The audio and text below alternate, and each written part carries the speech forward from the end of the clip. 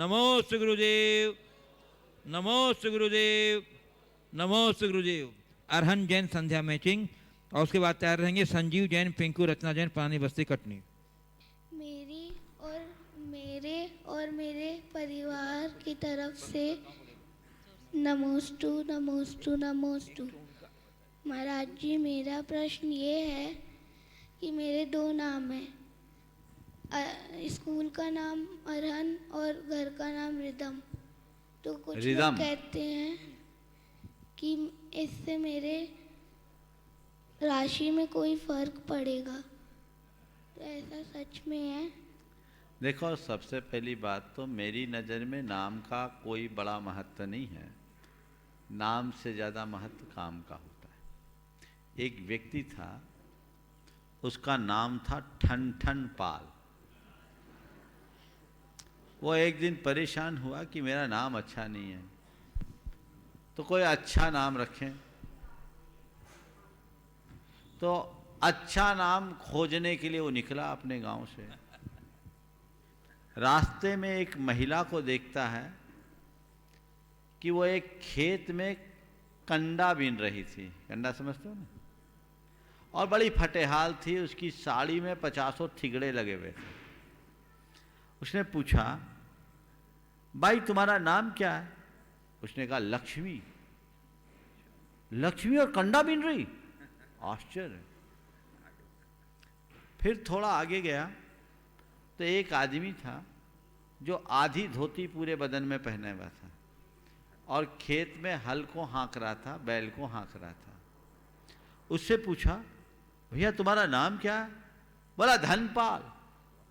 बोले, धनपाल और इतने फटे हाल? बड़ा आश्चर्य। फिर आगे गया तो एक अर्थी आ रही थी, शव यात्रा। पूछा, क्या बात है भाई, कौन मर गए? बोले, अमर सिंह। तो उसने कहा, लक्ष्मी कंडा बीनती। लक्ष्मी कंडा बीनती, हर हाके धनपाल। और अमर सिंह भी मर गए, हम नोने ठन ठन पाल। समझ गए? इसलिए ज्यादा उलझन नहीं रखो। चलिए, हो गया संजीव जैन, पिंकू, रचना जैन, पुरानी बस्ती कटनी। ओम। मुनि द्वय के श्री चरणों में त्रिवार नमोस्तु। मुनि श्री, सिद्ध चक्र महामंडल विधान का प्रचलन मैना सुंदरी की कथा से प्रारंभ हुआ। इसके पूर्व यह विधान प्रचलन में था या नहीं, इसका कोई उल्लेख नहीं मिलता। ऐसा क्यों, जबकि सिद्धों की आराधना अनादि निधन परंपरा है? ये बात सही है कि सिद्ध चक्र विधान की जो महिमा वर्तमान में है वो मैना सुंदरी के जीवन की घटना से जुड़ी हुई और तब से चल रहा है। लेकिन इसका ये अर्थ नहीं है कि मैना सुंदरी के पहले विधान नहीं था। मैना सुंदरी ने विधान रचा है कि विधान किया है? पहला सवाल। मैना सुंदरी ने विधान रचा कि विधान किया? किसके उपदेश से किया? मुनिराज के उपदेश से किया। इसका मतलब मैना सुंदरी के काल में ये विधान प्रचलित था। तो जब से सिद्ध है तब से सिद्ध चक्र है, और जब से सिद्ध चक्र है तब से उनके भक्त हैं, और भक्त हैं तब तक सिद्ध चक्र विधान है। इसमें मानने की कोई, सोचने की कोई बात ही नहीं समझनी चाहिए। हाँ, मैं आप अगले क्रम में श्री ऋषभ जी जैन, देवरी कला। श्री ऋषभ जी जैन, देवरी कला। इधर इधर इधर इधर।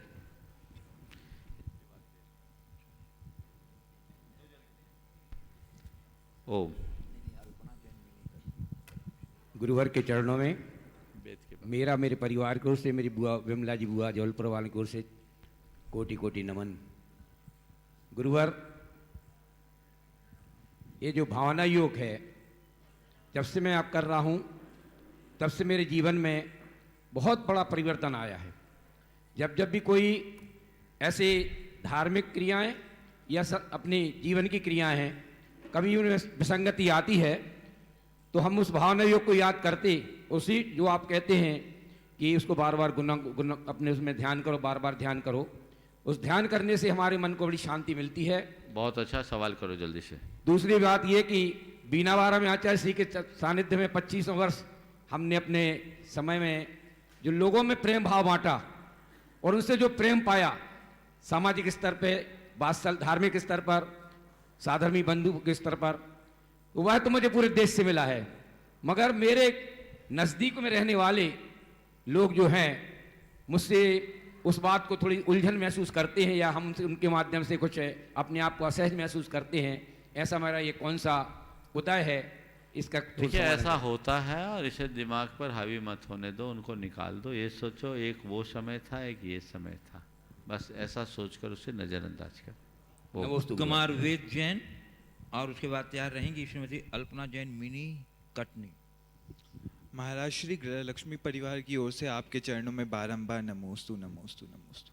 महाराज श्री, अनुचित तो हमेशा अनुचित ही होता है, किंतु अगर हम चुप रहकर उसे सहते रहें तो हम सबसे अच्छे, और अगर हमने उस पर तर्क वितर्क कर दिया तो हम दुनिया में सबसे बुरे। और वही अगर किसी हमसे उम्र में बड़े लोगों के खिलाफ कह दिया तो यह तर्क सुनने में मिलते हैं कि ये देखो ये लड़का तो बदतमीज़ है, इसमें संस्कारों की कमी है। महाराज जी, इस सिचुएशन में हम जैसे लड़के क्या करें, क्योंकि हमारा मेन मोटिव तो कुछ गलत था नहीं, हमारा मेन मोटिव तो सही था। अब सामने वाले की मति में क्या गया वो हम कैसे बता सके? देखो ऐसा है, अनुचित अनुचित होता है, और अनुचित का प्रतिवाद भी करना चाहिए, पर उचित तरीके से। अनुचित का प्रतिवाद यदि अनुचित तरीकों से करोगे तो वो अनुचित ही होगा ना। तो हमें अनुचित का प्रतिकार उचित तरीके से करना चाहिए, समझ गए? तो जैसे दिख रहा है किसी बड़े के द्वारा कोई गलत अनुचित कार्य हुआ है, और चार आदमी के सामने आपने उसे सीधे सीधे कह दिया, तो ये हमारी मर्यादा के विरुद्ध माना जाता है। गलत व्यक्ति की, बड़े व्यक्ति की गलती को भी विनम्रता से उनकी गरिमा को बचाकर प्रकट करना चाहिए। सीधे सीधे वैसा बोल देना ये मुंह चलाने की बात होती है। विनम्र व्यक्ति ऐसा नहीं करता, उसे वो बहुत सकारात्मक तरीके से करता है, और वही तरीका उनके जीवन में स्थिरता प्रदान करता है। तो हमें ये ध्यान रखना है, इस वाक्य को बिल्कुल अंदर गांठ बना के रख लो। अनुचित का प्रतिकार करो, पर उचित तरीके से, अवसर के अनुकूल व्यवहार करो, तभी हम सफलीभूत हो सकेंगे और रास्ता प्रशस्त हो सकेगा। समझ गए? मर्यादा, बहुमान, लिहाज, ये हमें कभी नहीं छोड़ना चाहिए, उसको ध्यान में रखते हुए ही अपना काम करना चाहिए। अत्यंत प्रसन्नता है आज हमारे बीच, हाँ, यहाँ समाज के विशेष सेवी और जिनका समाज के कार्यों में बहुत योगदान रहता है, जिन्होंने यहाँ बनने जा रहे नंदीश्वर जिनालय में एक प्रतिमा इजाजित करने का सौभाग्य प्राप्त किया है। श्रीमती द्रौपदी सरावगी, राजा सरावगी, कृष्णा जी, पारस जी, दिशा जी सरावगी परिवार, मैं उन्हें सादर आमंत्रित कर रहा हूँ। कृपया आवे, गुरु चरणों में नमन अर्पित करते हुए आशीर्वाद ग्रहण करें, और उनके सम्मान के लिए मैं आमंत्रित कर रहा हूँ श्री विजय कुमार जी विश्व और उसके साथ श्री सेठ सुभाष जी, निदेशक धर्म भावना समिति, और महामंत्री श्री मगन कुमार जी जैन आ जाएं, और हमारे उत्साही समाज सेवी जो समाज सेवा में बहुत अपना योगदान देते हैं, श्रीमती द्रौपदी सरावगी, राजा सरावगी, कृष्णा जी, पारस, दिशा सरावगी, इनका सम्मान कर रहे हैं श्री विजय विश्व जी कटनी। चलिए चलिए बंधुओं, सम्मान का क्रम चल रहा है, आप तालियों की योगदान देकर के सम्मान की गरिमा को बढ़ाएं। हाँ जी, चलिए बंधुओं, आज अत्यंत प्रसन्नता आज हमारे बीच गुणायतन के स्थान के रूप में श्री ऋषभ कुमार जी देवरी, श्री महेंद्र जी बजाज देवरी, माता शील रानी दीप चंद जी बजाज यहाँ उपस्थित हैं। मैं उन्हें आमंत्रित कर रहा हूँ कि वे कृपया पधारें और गुरुवर के चरणों में नमन अर्पित करते हुए आशीर्वाद ग्रहण करें। और इनके सम्मान के लिए मैं सवाई सिंघई श्री सुधीर जी कटनी और श्री प्रेमचंद जी प्रेमी कटनी मुख्य संयोजक धर्म प्रभाव समिति को आमंत्रित कर रहा हूँ कि हमारे श्री ऋषभ जो गुणायतन के स्तंभ श्री ऋषभ कुमार जी देवरी, परम संरक्षक श्री महेंद्र जी बजाज,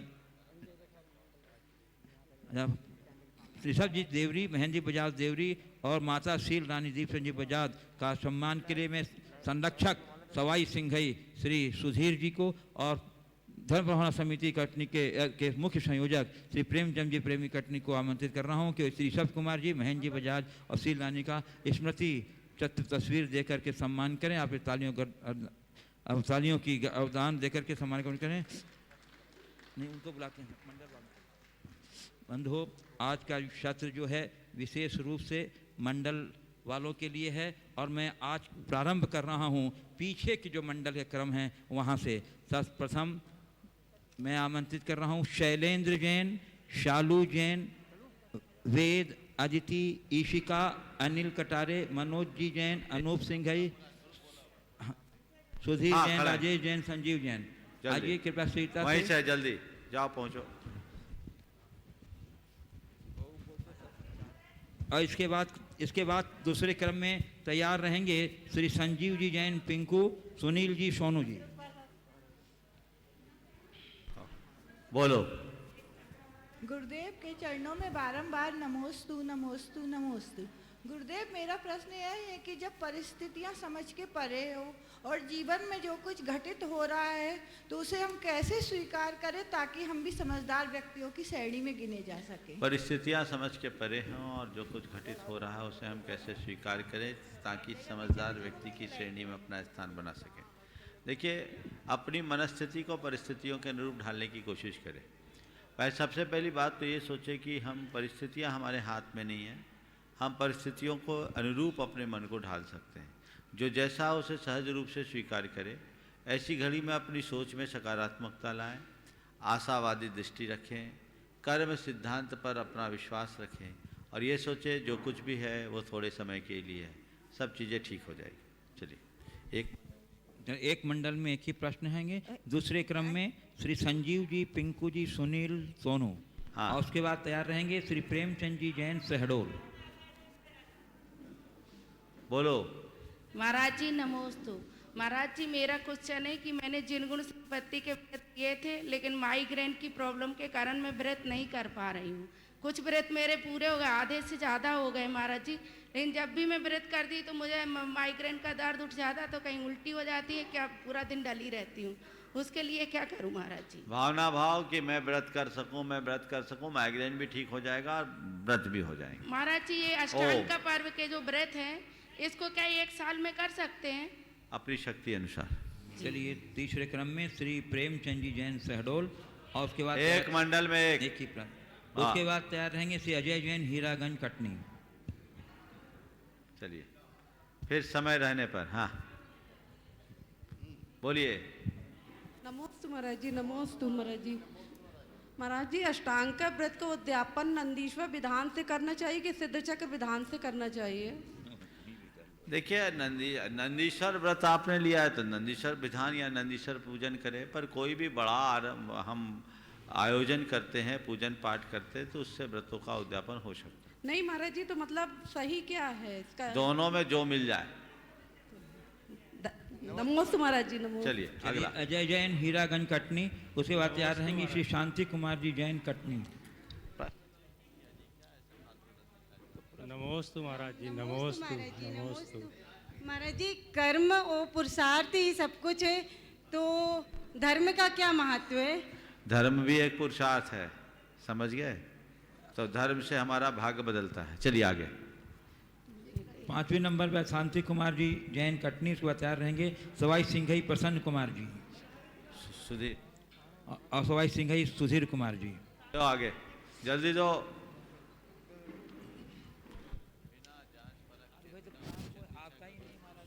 नमोस्तु महाराज श्री। महाराज श्री, अब तक ये समझा था कि स्वाध्याय और ज्ञानार्जन के बाद व्यक्ति को व्रत और संयम लेने के प्रति श्रद्धा भाव बढ़ता है, लेकिन वर्तमान में जितने भी पंडित ग्रंथों का अध्ययन करके पूरे समाज में, भारतवर्ष में छाए हैं, उनमें व्रतों के प्रति उनका रुझान बिल्कुल नहीं के बराबर है। तो महाराज श्री, क्या ऐसा समझूं कि जिन्होंने व्रत संयम धारण किए हैं उनमें ज्ञानार्जन की प्रवृत्ति अपने आप आ जाती है और उनमें सरलता और आत्मा का भाव बहुत अधिक सरलता से आ जाता है।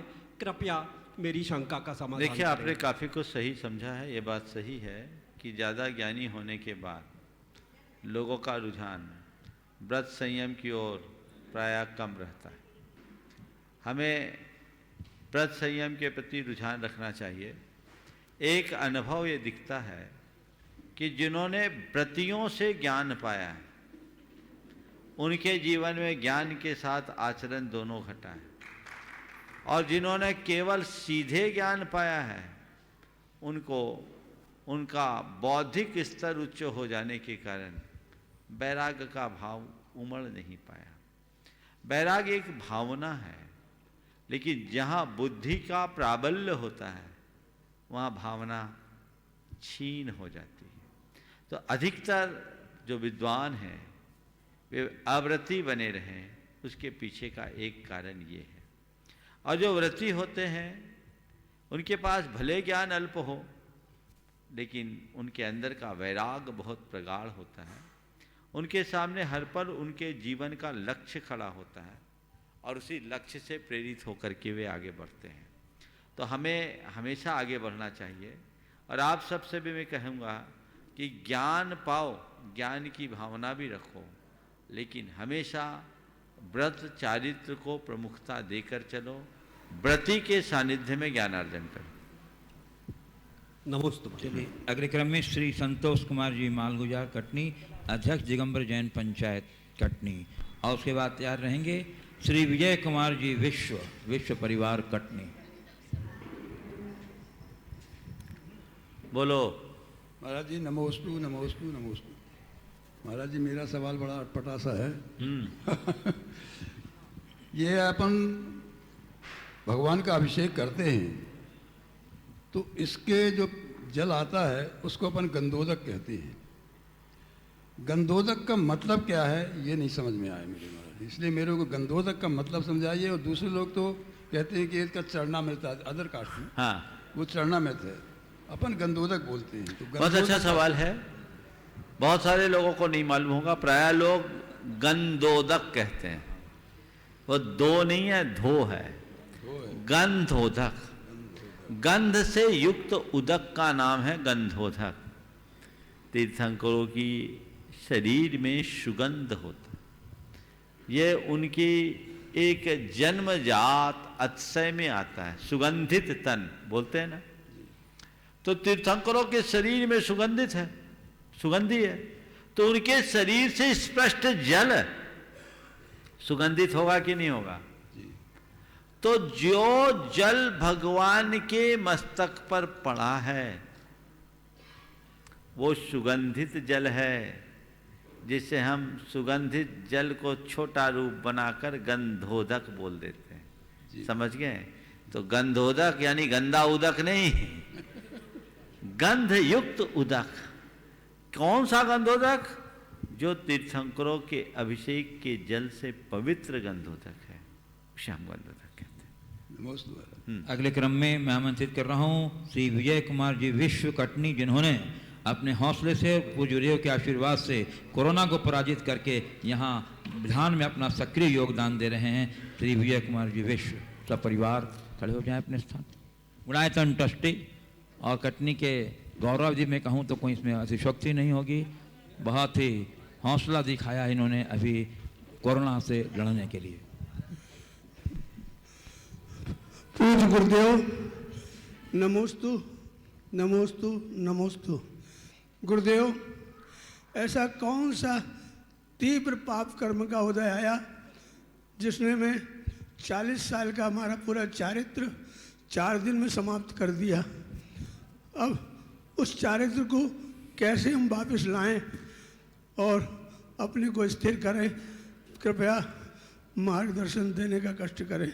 ये मत सोचो कौन से पाप का उदय आया कि मेरा चारित्र चला गया।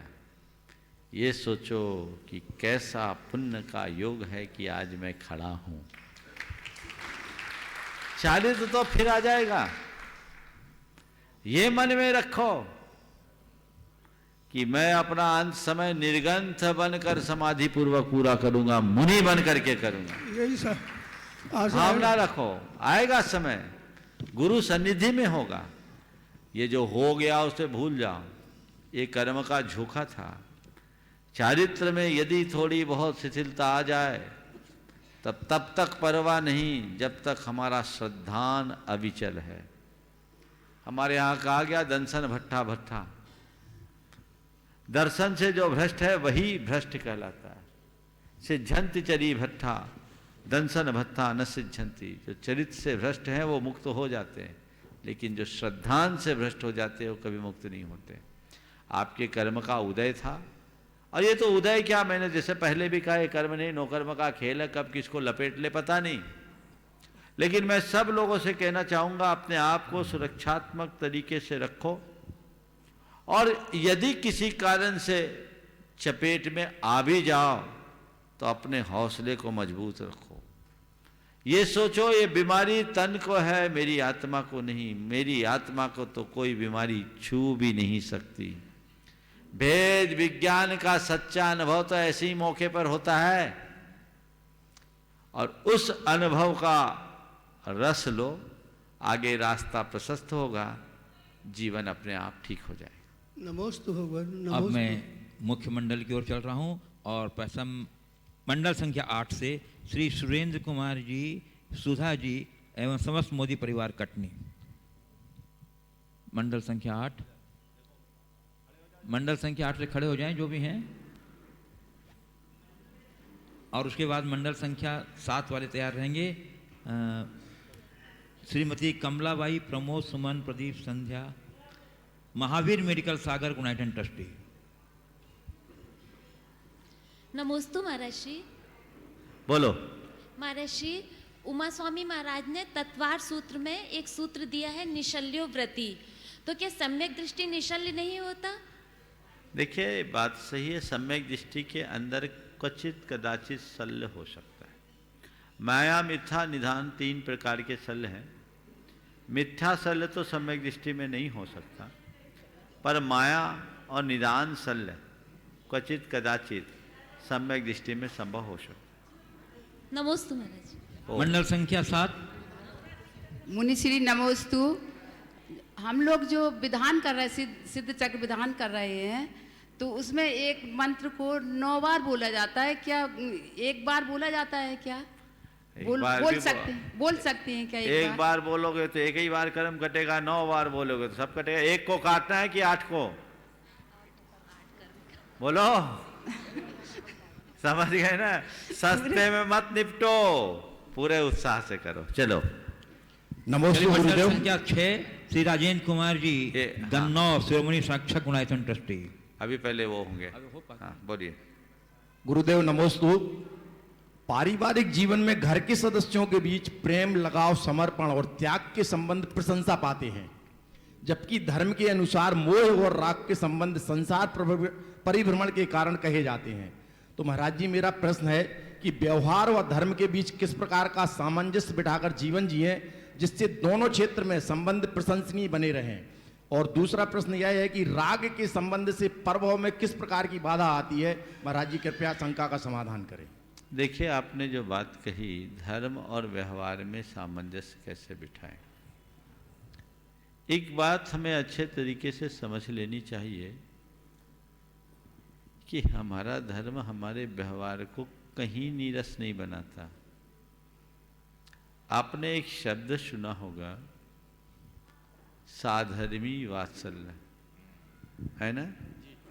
ये सम्यक दर्शन का एक अंग है ना? ये धर्म का ही तो एक अंग है, जो हमें ये पाठ पढ़ाता है कि अपने प्रेम को पूरी समाज में फैलाओ, स्वयं से सर्व तक पहुंचो। धर्म राग और मोह का निषेध करता है, पर प्रेम का नहीं। कल भी मैंने कहा था, हम लोग कहते हैं फैले प्रेम परस्पर जग में, मोह दूर ही रहा करे। प्रेम फैले पर मोह दूर रहे, मोह हम पर हावी ना हो, ऐसा हम सुनिश्चित करें तो मोह पर विजय रखें, कल मैंने अंतर बताया था प्रेम और मोह के मध्य है। मोह का मतलब केवल स्वार्थ से एक दूसरे के साथ जुड़ना और एक दूसरे के अभाव में पागल हो जाना, बेसुध बन जाना। जबकि प्रेम का मतलब एक दूसरे के साथ हिल मिल कर रहना, एक दूसरे की भावनाओं को समझना, एक दूसरे के पूरक और प्रेरक बनना, एक दूसरे के सुख दुख में साथ निभाना, पर उन सब के बीच रहते हुए भी स्वयं की अलग पहचान बनाए रखना, ये प्रेम है। तो ये प्रेम अपने भीतर पनपे और मोह घटे। जहाँ तक राग का सवाल है, तो राग हमारी आध्यात्मिक उन्नति में बाधक है, लेकिन राग के भी दो स्तर हैं, एक प्रशस्त राग और दूसरा अप्रशस्त राग। प्रथम चरण में अप्रशस्त से पूरी तरह बचो, फिर प्रशस्त को पाने का प्रयास करो। नमोस्तु भगवान। मंडल संख्या 6 श्री राजेंद्र कुमार जी, नमन गीता जैन गन्नौर हरियाणा, शिरोमणि संरक्षक गुणायतन ट्रस्टी। और उसके बाद तैयार रहेंगे मंडल संख्या 5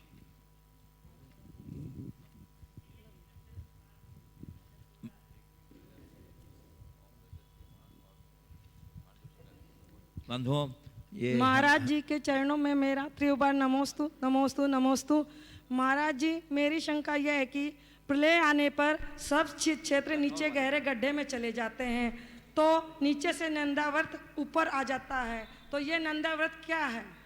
नंदाव्रत एक प्रकार का स्वस्तिक होता है ना, तो स्वस्तिक का ही एक विशेष आकार होता नंदाव्रत स्वस्तिक। कहीं यहाँ नंदाव्रत स्वस्तिक बनाया है क्या? नंदावत स्वस्तिक बना के बता दो एक। तो नंदावत स्वस्तिक होता है, वो पूरा चारों तरफ से एक कवच के अंदर रहता है। तो एक स्वस्तिक है जो इंद्र के द्वारा वज्र से बनाया जाता है। तो जब धरती चूर्ण चूर्ण हो जाती है तो वो धरती ही नीचे तक चले जाएगी, चकनाचूर हो जाएगी, तो चीज़ें अपने आप ऊपर उठ जाती हैं। हाँ बंधुओं, श्री राजेंद्र कुमार जी गन्नौर हरियाणा शिरोमणि संरक्षक, इन्होंने रजत विमान और एक रजत पांडुक शिला भी अर्पित करने का सौभाग्य प्राप्त किया है। हम आपकी उदारता का बहुत बहुत सम्मान करते हैं। नमोस्तु महाराज श्री नमोस्तु। मेरी शंका यह है कि हमारा जैन धर्म बहुत सरल है, हम इसको एक वाक्य में भी समझ सकते हैं, जैसे जियो और जीने दो, कोई हमारा अच्छा या बुरा नहीं कर सकता। लेकिन जब हम इसकी गहराई में जाते हैं तो हमें ये बहुत कठिन लगने लग जाता है।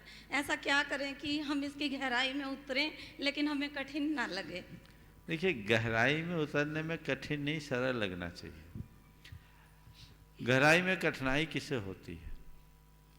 एक व्यक्ति जो तैरने का अनुभव अच्छा पा लेता है, वो तैराक जब गोता लगाकर गहराई में डूबता है तो उसे एक अलग आनंद की अनुभूति होती है। लेकिन जो तैराकी का सही अनुभव नहीं रखता और सीधे सीधे गहराई में उतरता है तो उसका दम घुटने लगता है। समझ गए?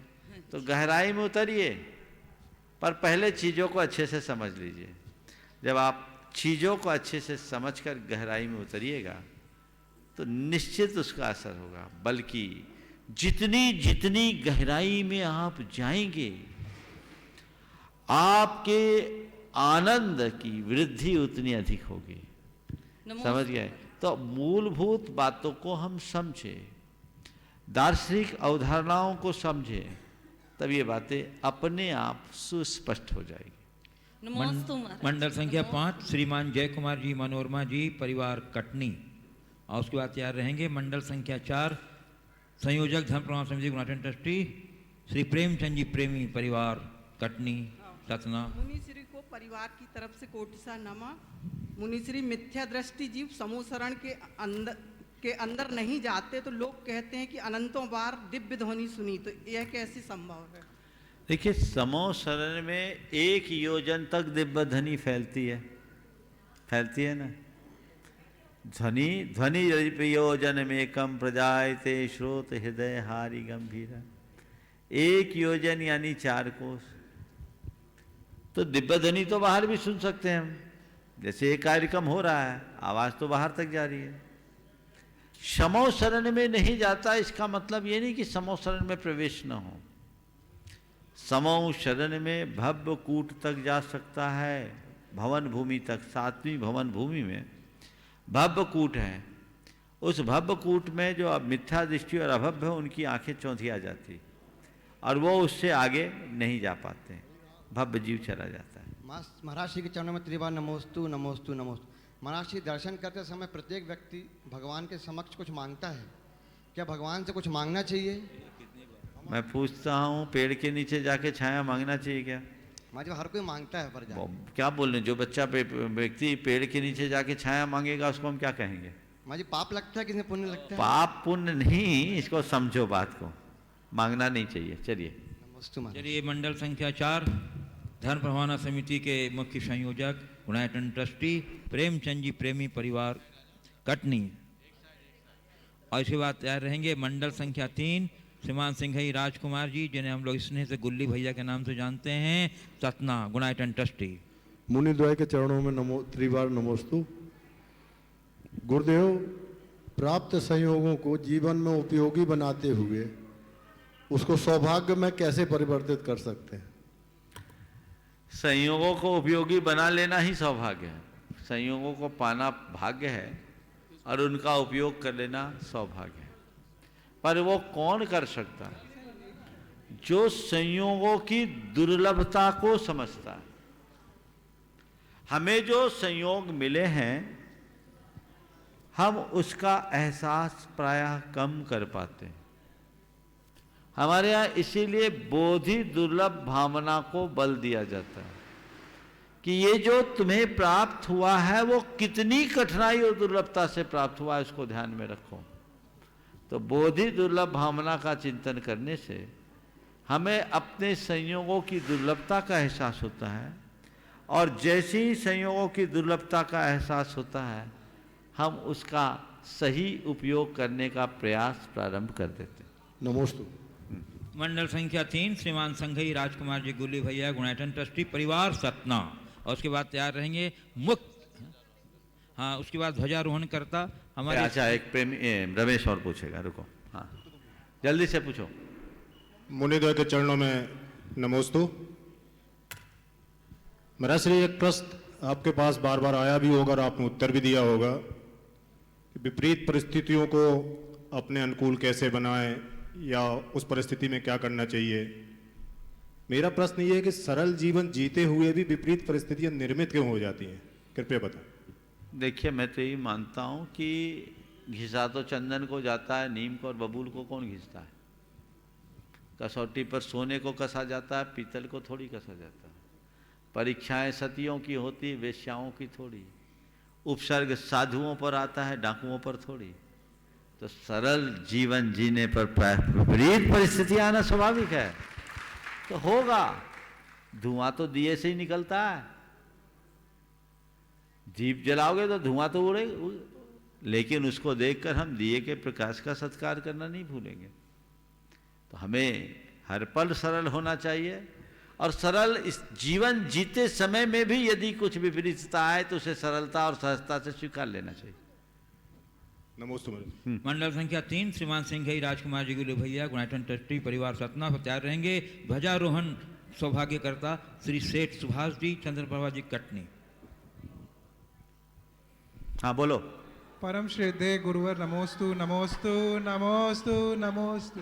बोलो। हाँ महाराज जी, मेरा प्रश्न यह है कि जब भी जीवन में कोई घटना घटित होती है तो उसे पुण्य और पुरुषार्थ की कसौटी पर रखा जाता है।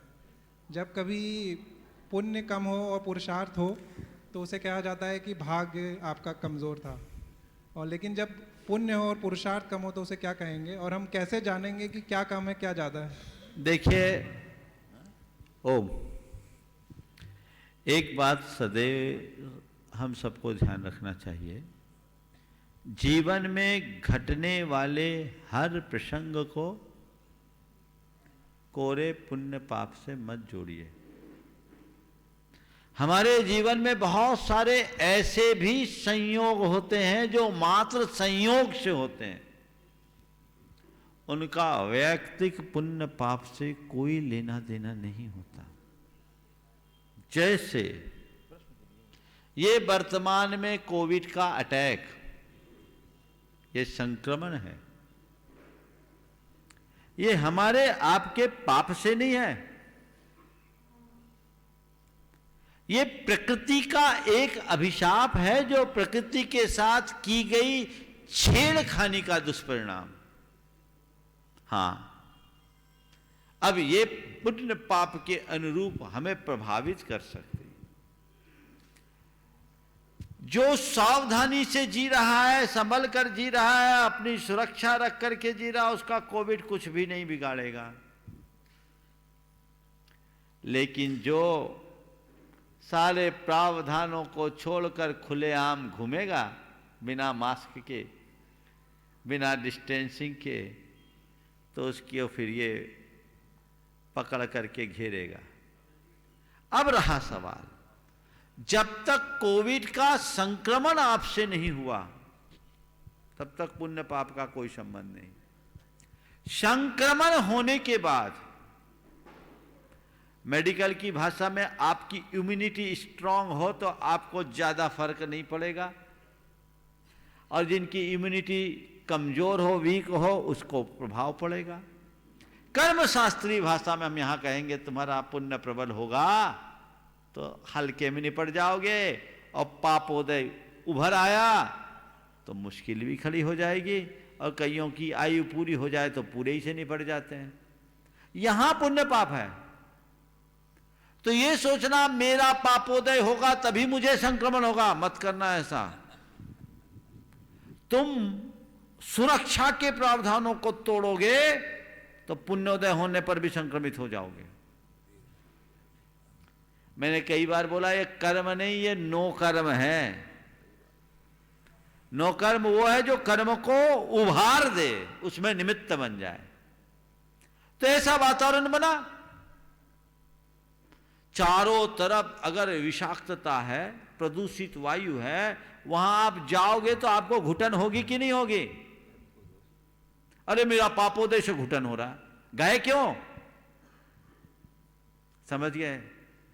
तो जीवन में बहुत सारे ऐसे प्रसंग हैं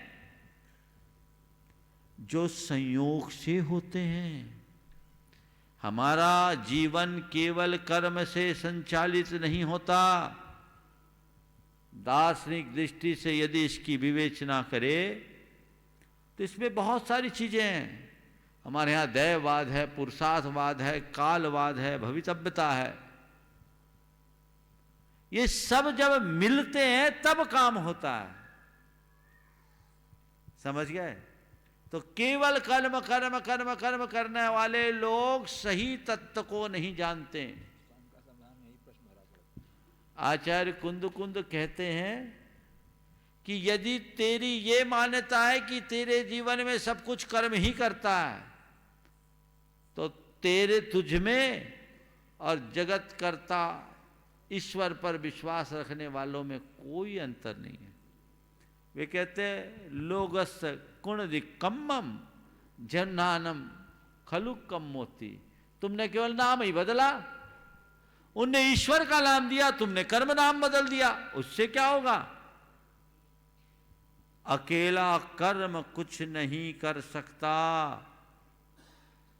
कर्म भी अपना फल द्रव्य क्षेत्र काल भाव के आश्रय से देता है।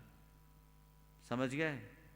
तो हमें कर्मवाद को समझना है, लेकिन सही समझ होनी चाहिए। ज्यादातर लोगों को इसका सच्चा ज्ञान ही नहीं है, इसलिए भटक रहे हैं, छोटी छोटी बातों में रोते हैं। तो ये बात ठीक नहीं है। इसलिए हमेशा पुरुषार्थ करो। अगर तुम्हारे पुरुषार्थ में बल होगा तो तुम अपनी कर्म की परिणति को भी बदल सकोगे। चलिए अगले क्रम में एक बचार, चलो। हाँ।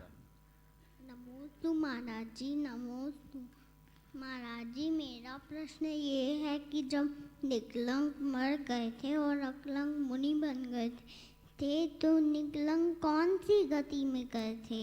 स्वर्ग गए थे, समझ गए? उनने धर्म के लिए अपना प्राण दिया था, सदगति के पात्र थे। स्टोरी कहानी सुनी है ना, बहुत सुंदर। चलिए अगले क्रम में ध्वजारोहण सौभाग्य प्राप्त करता श्री सेठ सुभाष जी चंद्र प्रभा जी कटनी, जो धर्म प्रमाण समिति के निदेशक भी हैं। गुरुवार नमोस्तु। बोलो। गुरुवार नमोस्तु नमोस्तु नमोस्तु। गुरुवार अर्थ और रव ध्यान में जो दुख ही का कारण है, एक धर्म ध्यानी सुख का कारण है, तो हम दुख के कारणों को छोड़ते एक बार फिर से बोलो, बीच में नहीं, प्रेमी बैठो। हाँ बोलो।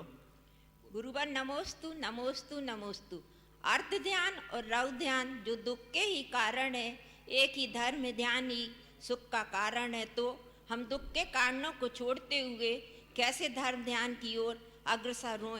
धर्म ध्यान तो करते हैं पर उसको सही तरीके से नहीं समझ पाते, इसलिए हमारा सच्चा धर्म ध्यान नहीं हो पाता। बहुत अच्छा। आर्त रौद्र ध्यान जो दुख के कार्य हैं, उनसे बचकर हम धर्म ध्यान कैसे करें? यदि हमने थोड़ी सी दृष्टि बदल दी तो जिन स्थितियों में हम आर्त रौद्र ध्यान करते हैं, उन स्थितियों में धर्म ध्यान कर सकते हैं। आर्त ध्यान का मतलब आकुलता पीड़ा, और रौद्र ध्यान का मतलब है क्रूरता, कलुषता, विषयों में मग्नता। यदि मनुष्य आत्मदृष्टि रखे, कर्म सिद्धांत पर विश्वास रखे, सकारात्मक सोच रखे, तो जिन स्थितियों में हम रोते हैं, उन स्थितियों में समता रख सकते हैं। समता और निराकुलता ही धर्म ध्यान है। हम जो कुछ भी करें, जैसे भी करें, सहज भाव से करें, तो वो हमारा धर्म ध्यान होगा। और यदि हम आकुल व्याकुल परिणाम के साथ करेंगे तो आर्तरौद्र ध्यान बनेगा। बंधुओं, अब मैं आमंत्रित कर रहा हूँ जो प्रमुख मंडल संख्या 1 के पुण्यार्जक हैं, श्री गुणायतन के शिरोमणि संरक्षक श्री अतुल जी, श्रीमती शीतल जी, निहाल, वंदना, लाधानी, बक्सरा, गुजरात।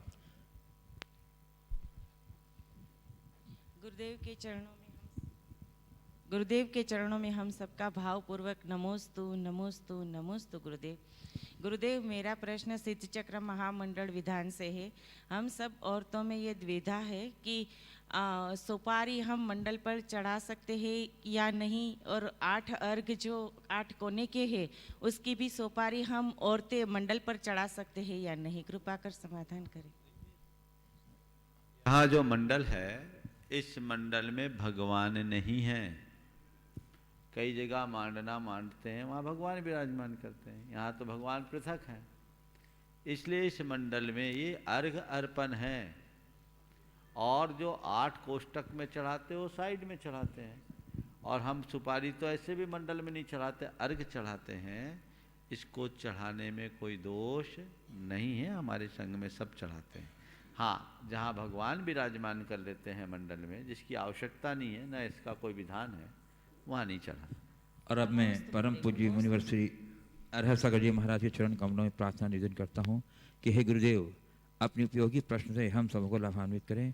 परम पूज्य 108 मुनिवर श्री अरहर सागर जी महाराज। जी हंस रहा है देख के। बोलो। नमोस्तु महाराज श्री।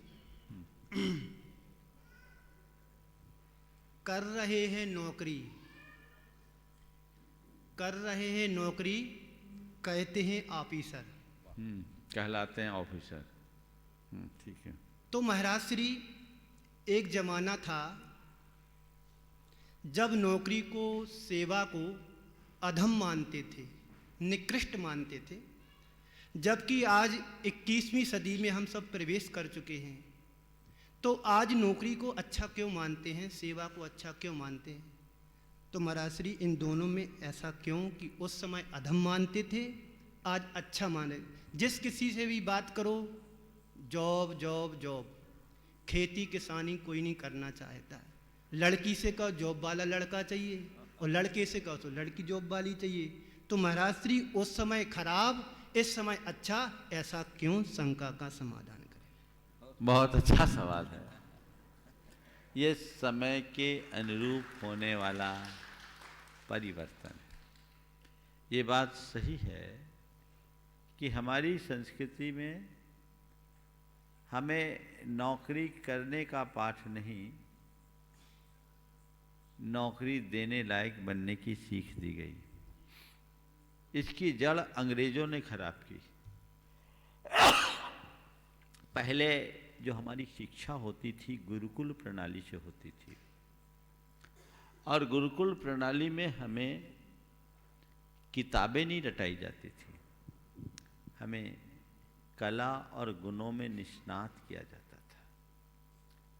12 साल की शिक्षा में पककर व्यक्ति परिपूर्ण बनकर बाहर निकलता था, उसके संपूर्ण व्यक्तित्व का विकास हो जाता था।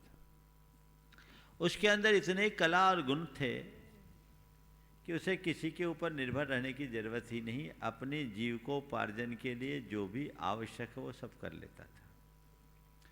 अंग्रेजों ने हमारी शिक्षा नीति में परिवर्तन किया। 1856 में हमारी गुरुकुलों को अवैध घोषित कर दिया गया और मैकाले द्वारा प्रवर्तित अंग्रेजी शिक्षा नीति को लागू कर दी गई, क्योंकि उन्हें अपने काम के लिए बाबुओं की जरूरत थी और शुरुआत में उनको ऑफिसर शब्द से नवाज दिया गया और एक फिर परंपरा चल पड़ी भेड़ चाल की। हर कोई नौकरी नौकरी नौकरी नौकरी की तरफ जाने लगा। पढ़ लिख करके एक नौकरी लग जाए, एक अदद नौकरी के लिए सारा जीवन खपा दिया। पिछले 30 सालों में इसके प्रति और ज़्यादा रुझान बढ़ा है। अब लोगों के व्यवसाय के प्रति रुचि ही समाप्त हो गई। एक बच्चा प्रारंभ से ही जब पढ़ता है तो उसका लक्ष्य IIT करना है, MBA करना है, CA करना है, मेडिकल लाइन में जाना है, क्या करना है, जॉब करना है। सब कुछ एक अदद जॉब तक सीमित हो गया। इससे हमारा इनोवेशन भी खत्म हो गया, ये समाप्त हो गया। तो हमें चाहिए कि हम जॉब की तरफ ज़्यादा दौड़ न रखें, लोगों को जॉब देने लायक बनाएं। आज बहुत सारे लोग हैं ऐसा कर रहे हैं और किसी बड़ी कंपनी में आप जॉब करना भी चाहो तो उस लेवल पर जाओ जब आप कुछ स्टेक ले सको, ताकि आप अपनी प्रतिभा के अनुरूप सही लाभ प्राप्त कर सको। इस प्रकार आज के इस सत्र को परम पूज्य गुरुदेव के चरणों में नमन अर्पित करते हुए यहीं पर विराम। बोलिए परम पूज्य आचार्य गुरुवर श्री विद्यासागर जी महाराज के।